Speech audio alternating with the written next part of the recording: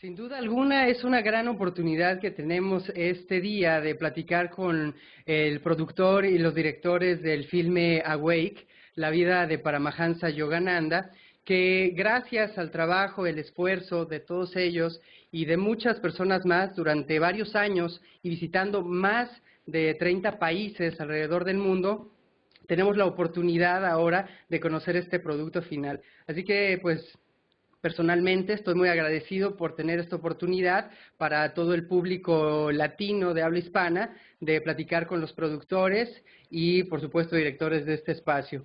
Peter Ryder, Lisa Lehman y Paola Di Florio, te doy un fuerte abrazo y saludo. Thank you for this great opportunity to talk with the Spanish-speaking audience. How are you guys? We're great. Gracias. Gracias mucho. It's a pleasure for me to have the opportunity to talk since I'm now in Ranchi and we're doing this video conference. And I would like to begin this interview talking about how do you receive the news of this notice, you know, this idea of you were making the film of such an important and transcendent spiritual personage in the world. Who wants to begin? You. I would say that it wasn't that we just received it. There was a whole process of meeting with filmmakers. So Self-Realization Fellowship met with filmmakers in Los Angeles, different teams, and it was a long process. And we were considered as one of the potential teams. But when we got the news that we were actually making the film, we were both incredibly excited and also terrified because it was such a big responsibility, and we knew that it was going to mean really a journey, and we didn't really know what that was going to be. And great. You know, it just is wonderful. Yeah, tell me, because I imagined also when you received the news that you were going to be part of this team, it was a lot of ideas coming to your mind. A lot of ideas. We spent hours and hours and hours talking. It's a wonderful challenge to try and figure out how to convey the Dharma, the great wisdom teachings, through cinematic experience. So the film's not informational, but that it's experiential. And that took a while to figure out. I think also, we also spent, you know, there was a method that we followed, which was to first immerse ourselves in the teachings of Yogananda.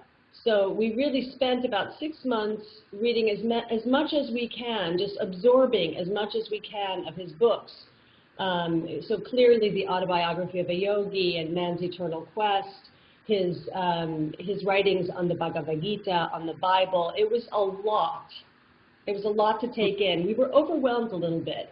One thing that's amazing about Yogananda is he has an enormous amount of first-person writing where he says, this is my experience. I went and did this. I did this. I was looking for my guru. And his writing is very vivid and alive. And so at a certain point we realized, of course, Yogananda needs to narrate his own movie, because where do you have this richness of this experience of a you know, an amazing individual like this? So that was a big breakthrough for us to sort of make that decision to make him be the narrator. I think also he, in our readings, we recognize that the parts of his stories where he was young, where he was searching and seeking and trying to really find his relationship with God, that was the part that we really felt was important to somehow communicate to an audience. Because our mission was not to make an audience for devotees, but to make an audience that included devotees, but went beyond to the world. And so, you know, a lot of people around the world are in that state of still seeking and searching, and even people that have a religion may not necessarily feel like they know God. And so for us, it was really about connecting with that story. He was the perfect protagonist for this story. That's true. And also one important part, it was to select the characters that it was going to be part of this documentary. How did you do that? Because it was so many people that you could interview, but you select, I think, one of the best person that you could talk, right? Thank you. You're talking about the interviewees, or are you talking about the actors that were playing? No, the interviewees. Interviewees. Lisa, do you want to take that? I would say, in some ways, you know, we're both all three of us are very experienced filmmakers, but the big lesson here, I think, creatively was learning to get out of our own way and to really meditate and channel, become a channel. And so we were operating a lot on intuition and letting things come forward to us. And Paola, what would you say? I think as far as the interviews, that is it's so true what Lisa said. I think that, however, in order to bring, in order to really get people to watch a film, especially if you're having people watch a film about an Indian mystic, you know, something that, it's hard to get people into movie theaters.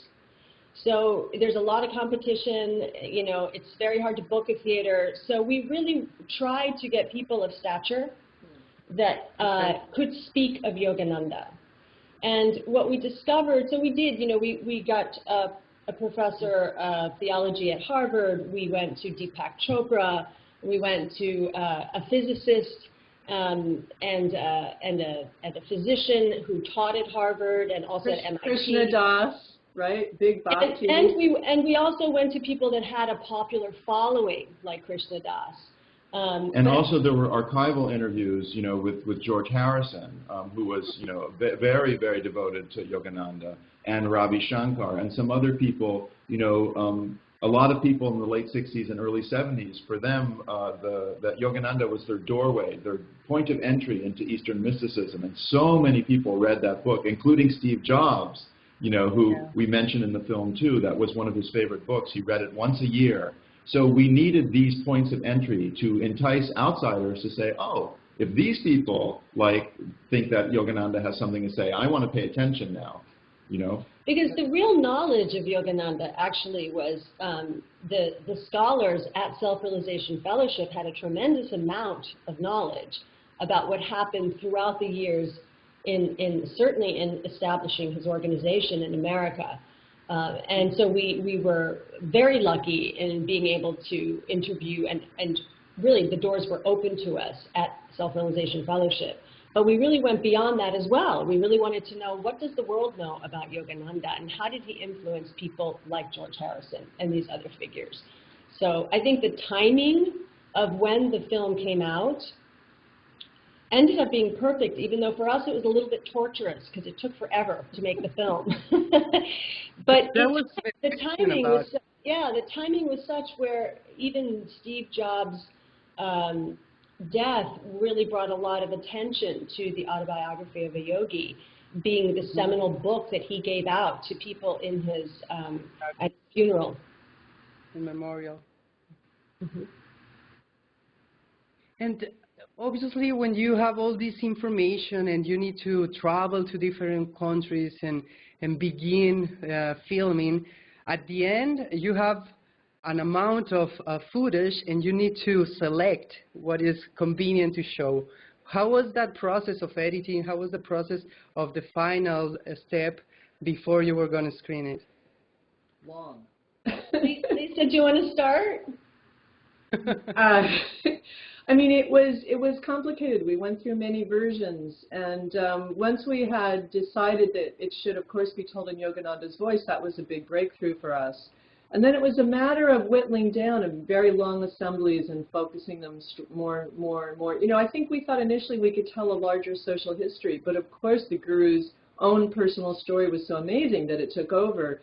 And one of the joys, like going off what Paola said, of this sort of balance of interviewing people around the world, but also going deep into SRF's archives, was having an opportunity to tell parts of Yogananda's story that many people don't know.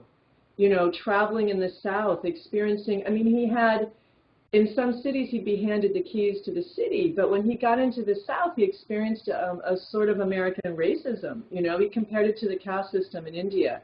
And, you know, he had a lot of trials and tribulations that he had to conquer. beautifully done. Of course, he's a complete role model for us, I believe. But that was actually really a joy to be able to deal with some of that footage. People hadn't seen that footage or didn't know those stories. Paula, do you want to talk about the editing process?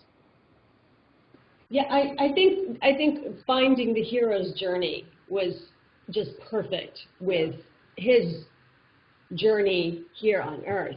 So what we recognized was that, you know, his sort of mission and striving to really find a relationship, a deep relationship, his purpose in life is the mission that we're all on as human beings. So by taking his journey and his hero's journey to do that, and everything that comes in the way to stop him from obtaining that, including betrayals and, you know, a crumbling organization, having to rebuild his organization from scratch again and again.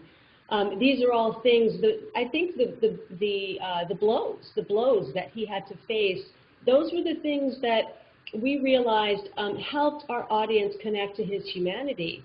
And I think for me personally, you know, I think for all of us in our own separate ways came to this, we really treasure this one moment where, you know, everything really is going wrong for him, and his best friend does betray him and takes away half of the organization. And at that point, there was really, he was really burnt out. He goes to Mexico. He goes to Mexico.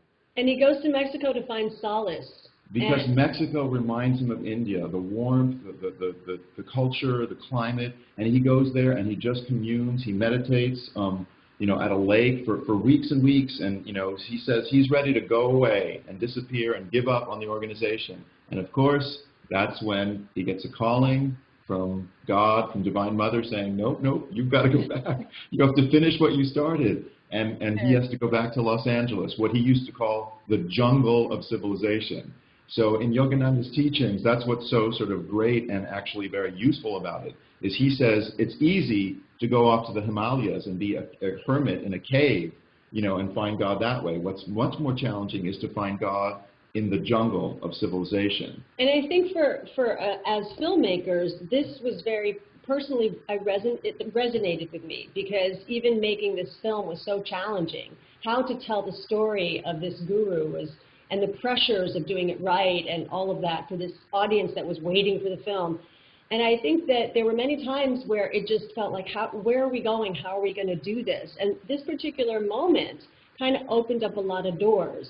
And I think what it was where did he go? He went, yes, he went to Mexico, but where he went is he went into silence. He went into that place where he always goes to get all of his answers.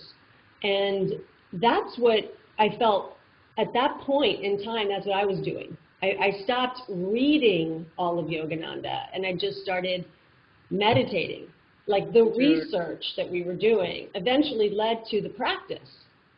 And in doing the practice, the answers of how to actually get through this process started to come. So he was our teacher even in terms of the filmmaking. He helped us make the film. We considered giving Yogananda a directing credit. Actually, it was an interesting process of both external and internal research, you could say. Yeah.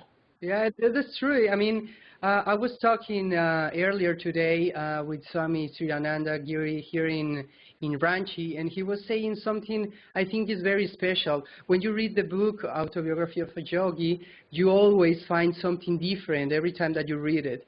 And he was saying that with this film, it's something similar. You see it one time and you see something, but then the next time that you see it, you will feel something different. So I think, obviously, Yogananda was working through you guys, and I would like to ask you, Lisa, Paula, and of course Peter, about how did it change in a professional way, but also in a personal way, doing this film. Paula, would you like to start? Go ahead, Lisa. Well, you know, I think we all had different relationships to that word God. And speaking for myself, you know, I had a troubled relationship with the word God, and I would find, I'm a long-time meditator, but I would find I would have reactions to that. And, you know, Yogananda was all about God. And working on this film, doing the practices, the research, the readings, it really helped me reconnect to that word and understand a much broader sense of what that might mean. And it's really calmed me down that way. So that's really just an enormously profound change for me. And so helpful for something I'd struggled with for maybe 20, 30 years. Great. For you? I think for me it was, I didn't know that I was looking. At the time that I was making this film, I couldn't have said to you, I'm looking for a guru. I'm looking for a teacher. I know now, by looking back, that I was looking my whole life. And I think that I was open. I think I was open and I was seeking, but I was stuck in that place where I couldn't get beyond my intellect. I'd had a couple of experiences, so I knew that that wasn't where it is, but I couldn't really, I had not found a way to always come back, always come back, always come back. And I think that this film and reading Yogananda and his teachings and practicing his teachings has just completely changed my life. Because it doesn't matter what I'm doing, whether I'm working professionally, whether I'm being a mother to my 2 boys, or a wife, or you know, partner to various people in my lives, a daughter, whatever it is, I'm just always coming from, I always go back to home base. And home base is probably a richer, more adventurous, that word ever new that I always heard the SRF people saying, ever new, and I'd be like, yeah, okay, what is ever new? That is such a great way of putting it, because it's inexhaustible. So it's the inexhaustible home that I can come back to. And so any time that I'm starting anything, a new venture, a new morning, you know, a new way of looking and approaching something, I'm always coming back to that place. So that place is what I have gained from making this film. Beautiful. And for you, Peter? Well, I wanted to add, you know, all of us had a hatha yoga practice. In fact, Lisa had done teacher training, so, you know, we were very versed in the physical postures. And so many of the people who practice, you know, worldwide, and certainly in America, think that that is yoga, that the physical practice is yoga. But in fact, it's just one component of a whole sort of lifestyle, which includes karma and service and study and all sorts of things. And, you know, I also had a mindfulness practice. I was meditating in sort of a more Buddhist tradition, which is just this idea of just paying attention to what is now, what is now, what is now. Now, in this tradition, in this yoga, Raja yoga tradition, which is the meditative, the bigger yoga, there's one more component in there that's really quite fascinating, and I'm still exploring, which is this idea of devotion. So what arises for you in that practice? Something. Is it a feeling? Is it a picture? Is it whatever it is? Well, cultivate a relationship with it. Bow to it and see what happens. Bow and come back. And there's something incredibly mysterious and actually interesting, scary, and fascinating about that I'm still exploring. Beautiful. And also something that maybe you find out very interesting is you find the teachings in SRF in Los Angeles, and you come also to India for this trip for making the film. And you were in Ranchi, you were in different cities, and here it was where Yogananda started everything, right? So how did you find Yogoda Satsanga Society helping you, and also the devotees here, the East and West combined with this energy? I see some, what happened? Tell me, Paul. Well, I'm just remembering, it's so incredible. It was life-changing. It was life-changing. Lisa had been to India on other films. Twice, Lisa, you had been? Yes, so she was a veteran of India.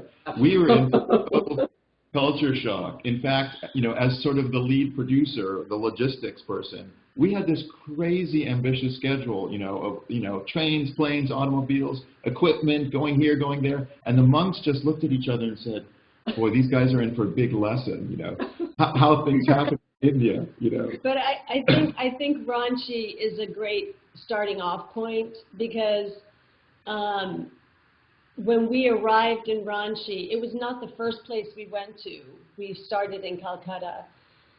But when we went to Ranchi and we took the train, you know, from Calcutta to Ranchi, all of us with all of our bags and all of our people were in the train. And we arrived and we walked on the grounds. Everything just was like, everything just settled. And then we walked and we were being led to the veranda where all of the monks were waiting, and the brahmacharis and everybody were waiting for us with their hands like pranaming to us. And it was such a sight, like I just never saw anything like that. We felt so deeply welcomed, and really deeply welcomed. And I think that is, in essence, that is what India as a whole was. It was a welcoming on a level that I had personally never experienced before, having not been to India. But also, I think being with this particular, with YSS and with the teachings, the ashrams of Yogananda ji, which are, you know, it's one of the touch points is that welcoming, that incredible. He was so open with receiving. He was incredible to his guests. You know, that because it was like you're meeting you're meeting a divine person. In other words, to treat every single person as though they are an aspect of God. Well, that is something that we felt when we arrived in Ranchi. Yeah. And also, I would like to ask you, Lisa, because they say that you were in India before. What was the difference between visiting in the other films that you were making and this time? You know, I think there's a good question. I think there's something very powerful, and I don't think I can really explain it, but there's something very powerful about following the footsteps of the Guru and really being in those very places, you know, being at Dakshineswar, really where he sat and had experiences of the Divine Mother, being right at that very tree, you know, where at Ranchi, where he taught, you know, his very first How to Live school, and really combined his teachings and really figured out, you know, how to convey these great downloads he was getting from the universe, how to communicate that. And there's just something almost unexplainable about the power of connection when you're really in those physical sites. I found it powerful. Beautiful. And I think also one important part is obviously when you're making a film, you have a lot of struggles, like his life, you know? So what was for you guys one of the struggles that you had between starting the idea, the main idea, during all the process? How much time do you have? There's many challenges. It took quite a bit of time to sort of find this movie, or for this movie to find us, as it were. You know, what Lisa said earlier about us getting out of the way, that's part of it. And, you know, sort of an intuitive process that, you know, both Lisa and Paula have done on all their films. But for me, you know, there were a couple of things that were so symbolic, if you will. And I'm going to give you an example. We, in India, did recreations because we needed to convey what it was like, his early life. There were no pictures. There were, you know, 3 or 4 pictures of him in his boyhood. We needed to bring that to life. So Paula and Lisa came up with the idea of, you know, recreations and casting actors. And we filmed a key recreation of his devotion at the Ghats in Calcutta. You know, where he would go as a young boy, he would run away from his house. He would go there in the early morning and pray and look for a guru. He's looking for a guru everywhere. Which one of these guys is my guru? Where am I going to find this thing that I'm yearning for? It was a beautiful sequence. We were there at dawn. We had a crane. It was just gorgeous. The next day, one of the people working on the film conveys to me the devastating news that all that footage got erased. It disappeared. We lost that.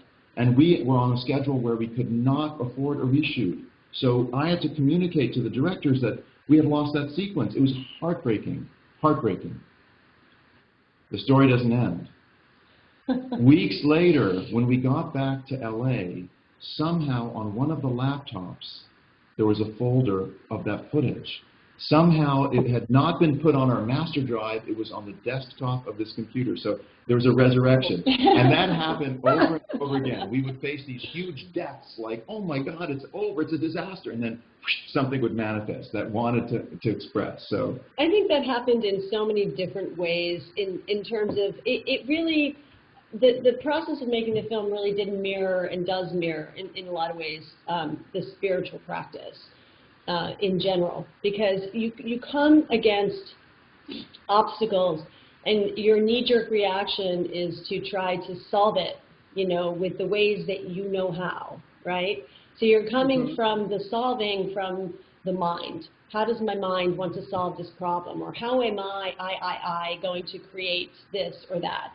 And the answers very often are not going to come from that place. And so it's the softening, it's the recognition and the softening of that. And I think any creative process really is about this, which is why I kind of believe that any artist is essentially on the spiritual path, whether they admit it or not. It's just that it's the same. It's a softening because they don't. Those answers really are coming from another place, and so it's the listening. It's that deep listening.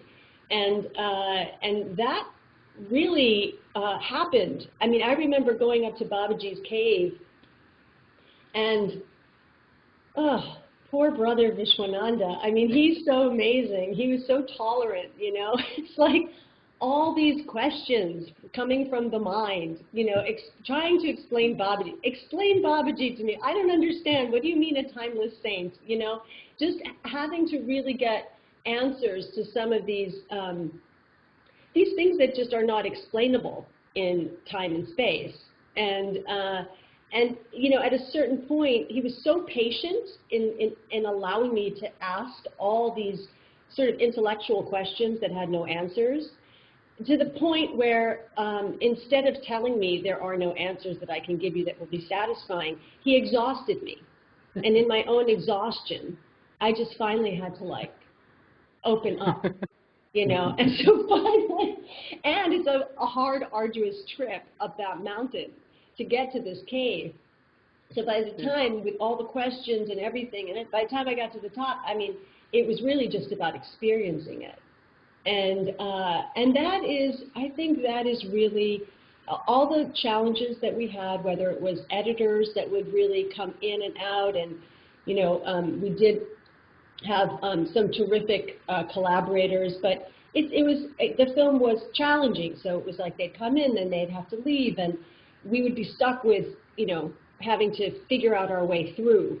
And I think that all of these, whether it was editing or how to bring in that, how to walk that balance between speaking a language that doesn't alienate those who are on this path, but also to use language that people that are not on this path are going to really understand and want to know more about this journey. So that was a very, very fine line to walk. For you, Lisa? It's hard to pluck one out. I mean, going on what Paolo said, you know, there's someone in the film, a yoga teacher, who says, imagine Yogananda coming to America in 1920 and, you know, a brown-skinned man in a turban, and to a mainly white Protestant audience, and saying to them, you can find God in your spine. So that sort of leap that you know, he was a brilliant communicator. He understood American audiences, and he understood how to speak to them, and we had that same challenge. You know, we were also dealing with these kind of concepts a lot of people aren't familiar with. For me, that was the most challenging and the most rewarding, was to find that cinematic language, and, you know, dealing a lot with metaphor and just creating a sense of experience. It was really fun, really hard, and Often the editing, as Paula described, it was a process of discovery. You know, we'd each get in there, sometimes together, sometimes on our own, and we'd just sit there and face that screen, and, you know, one thing takes you to another until you have that aha moment.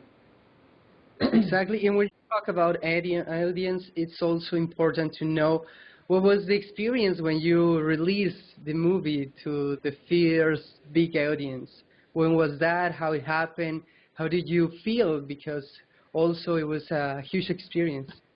Well, one thing that was just really resonant and interesting was that in some ways it mimicked the experience that Yogananda himself had when he started talking across the country. So he came in 1920, and a time before radio, before television. So it was actually a very exciting evening to go and see the exotic Swami from India come and talk at the Philharmonic Hall, or the Masonic Temple, or whatever, the meeting hall in the town. He would go from town to town. He was very sort of savvy about marketing himself and, you know, creating posters and having people go in advance, an advance team to set things up. And so, you know, in many places, including in Los Angeles, when he showed up, there were lines around the block.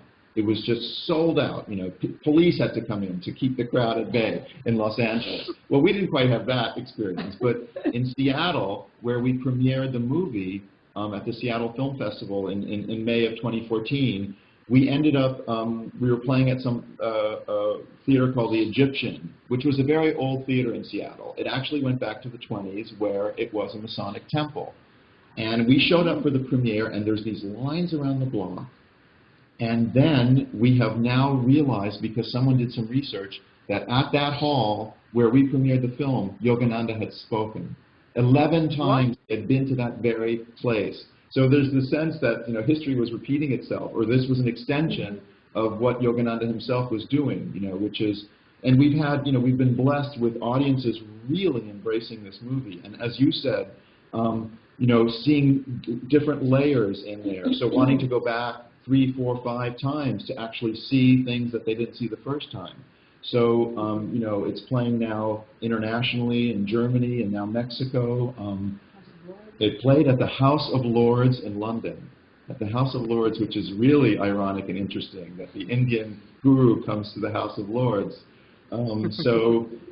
We are... And they all watched that scene with the taking down of the Indian flag, or the taking down the British flag and putting the Indian flag. Everybody said it was a nail-biting moment, but some people clapped. There's a way in which we certainly are humbled by what has happened to this film. It has exceeded what we had imagined by, you know, a factor of 10 or 100.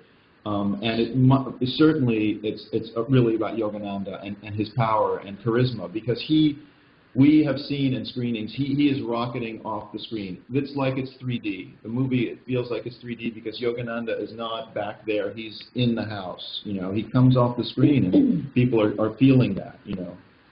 I think, go ahead, Lisa. No, go ahead, Paula. I was just going to say that I think any film, any documentary film being released in theaters, it's already a huge challenge, right? So there's so few that can actually make it into a theater, even in the U.S., which is probably one of the best places in the world to actually have a chance for a documentary. So we really didn't know whether this film was going to speak. I mean, it's a spiritual film. And it's deeply sort of, it could be considered religious by some, and that is just not very popular in the movie theaters, let's just face it. So I think we dipped our toe, you know, we went to New York, Los Angeles, we waited to see how it was going to be received, and it stayed for 7 weeks in New York. I mean, you know, for a film that just is going to even take a chance, sometimes it's 1 week. So for 7 weeks, we stayed there. And then in Los Angeles, it went another 7 weeks. And then for weekends, it went on for 23 weeks. I mean, it was like one of the longest showing movies in Pasadena on the weekends. People were coming back to see it multiple times. So that, I mean, this kind of thing was something we could not be prepared for. And I think that what it has shown us, and then of course it went all over the country, but I think what it showed us is there is a hunger. People do want to find something deeper than what they're finding on the surface in life. And it's about how do we tell these stories. And we were lucky enough to premiere this film at a year where it was the first time that a festival was the Illuminate Film Festival in Sedona, Arizona, suddenly popped out of nowhere. And it's for conscious films. So that was the first of its kind in the United States. So I think that there is something happening now that is very small, very subtle, but I think that there is, it's encouraging people to make films like this. If I may say one thing about, Yogananda was a visionary about how to communicate. And, in the 20s, he created mail order lessons for his teachings, which was remarkable and revolutionary, radical and brilliant. And he had this sort of way of seeing the cutting edge of communication. I mean, I think, airmail was brand new, which enabled that. And so it's kind of cool that this film now is being streamed. It's in all these different formats, theaters and DVDs, and being able to be streamed. And it seems like it's an extension. There you go. It's extending that technical edge. It's pretty cool. Yeah, stand by for the virtual reality version of That's in silence. You have to buy an eyeball chip. Exactly. And, well, finally, I also would like to ask you about what do you think it will be the future of this transcendent personage that is Paramahansa Yogananda. Not only because of this film, I'm just talking because of your personal experience, because of you have seen also the audience, how they receive the information, and maybe after the shows, they go with you and talk about something. So I would like you to explain something about this. One thing that's amazing is that when we began this process, we were outsiders. We were not familiar with these teachings, and they wanted it that way. They wanted beginner's mind. They wanted people to come into these teachings and have that filter and that ability to create a story that was for the whole world. And so one of the things that we asked in one of our first meetings is, okay, let's just say hypothetically in 5 years or whatever, actually we thought in 2 years we have a movie, people go see the movie and they say, wow, that was really inspiring. I want to go get a TN mantra and start meditating. Is that a successful outcome? We asked this to the SRF organization and they said without hesitation, yes. It wasn't about selling SRF or Yogananda or the Guru or these teachings. It was about basically giving people a point of entry and a sort of an awakening to any path for God. And I think that this, the fact that there's not a sort of a preachiness to the film is really one of its strongest things, which is it allows you to experience the teachings and take away whatever you want. And as a benefit, though, it really has boosted Yogananda's prominence. We were told that in November, 25,000 copies of the autobiography were sold on Amazon. In November, this is a book from 70 years ago, is selling 25,000 copies in a single month. And the number of people who are signing up for SRF lessons has doubled. So clearly something is happening. People are saying, wow, this is powerful. This is, he is truly a teacher for the 21st century because he considered yoga, and as do many Indian swamis, it's a technology, it's a science, it's individual, and it's direct access. So there's something so alluring about that message for right now for so many of us. Yeah, I think also he, in particular, says, "Don't take my word for it," right? So you don't listen to me. Just try these things and see what happens. And I think that speaks, like what Peter was saying, it speaks volumes about yoga, because yoga meets you wherever you are and has a way of taking you from exactly where you are to wherever you're ready to go. So you are the director of that trajectory. And that's what's so beautiful, and it's very democratic. Mm-hmm. For you, Lisa? I don't have much to add. Yeah, there's just an infinite potential. I mean, I think that's what I've learned from yoga, that there is infinite potential for transformation, transmutation, and it's just all about the practice. I had a teacher once, this isn't Yogananda, but I had a teacher once who said, you do your yoga and your yoga does you. And I found that to be true. That's true. The thing that I wanted to ask you is about the reception that you had in the annual convention that the SRS had in LA. How was the experience in that when you showed the film? Let's Lisa go. In some ways, I think for me I was the most nervous. To be screening for something like 3,000 or 5,000 devotees at once was a bit nerve-wracking, and it was incredible. I mean, we got up there, and it was just a giant love fest. I mean, we felt, okay, I guess we got the guru story right. But I mean, 5,000, an overflow in 2 different rooms, 5,000 devotees was a bit overwhelming.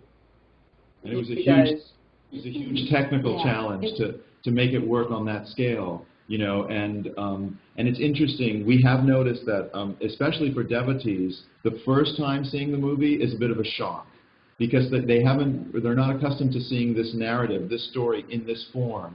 We tell the story, in a different way. It's not like the autobiography. We focus on America and parts of the story that they don't know. So at first they're just shocked, and then they come back and they have a different experience, and maybe a third time they sort of really sink into the film. But for outsiders, it works as a story. It is the perfect kind of underdog story, a fish out of water. A 27-year-old Bengali who hardly speaks English comes to America and is going to teach us about Christianity. It's a great narrative, and we want everyone to see it. But what Peter was saying is, you're triggering my memory. So the first couple screenings for devotees, the lights would go up, and it would be dead silence. And the 3 of us would look at each other and go, oh my gosh, did it work? Did it not work for this audience? But people had gone into meditation, which was quite beautiful. Okay. Well, it was a great experience. I had the opportunity to be in there, and I can tell you that all the people was getting in tune with that energy. So thank you, and it was a great job that you do, and also Guru worked through you guys. So I hope they still keep working in this field, and thank you for this opportunity to talk. Thank you. So, I would like you to invite all the Spanish-speaking audience that getting to the movie now it's something special, because in Mexico it's going to show during these days, and also around the Spanish language we have the DVDs, Blu-rays, and some networks that also show the movie. Go for it, Paula. Sí, toda la gente, todas las personas vengan a mirar Wake, este film en los cines en todos los mundos. Is that right? Is that okay? That was Do you want to make a correction?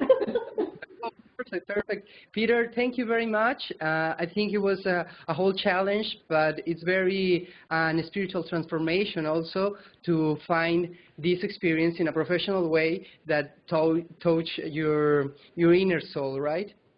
So thank you, Peter. Thank you, Paula. Thank you, Lisa, for this opportunity. And also I want to thank all the monks from YSS and also SRF that helped to do this interview. Thank you, because also with that environment we can develop these teachings in a professional experience, because that's like how life it needs to be worked, in a professional way, but not only in external, also in your inner soul. So thank you very much. And I don't know if you want to add something else. Just please send loving pranams to all of the monks at YSS in Ranchi. Just tell them that we think of them, and it fills our hearts to think of you interviewing us from there. And I would just say thank you and muchas gracias. Información, nosotros vamos a continuar disfrutando y conociendo este viaje espiritual a través de la India.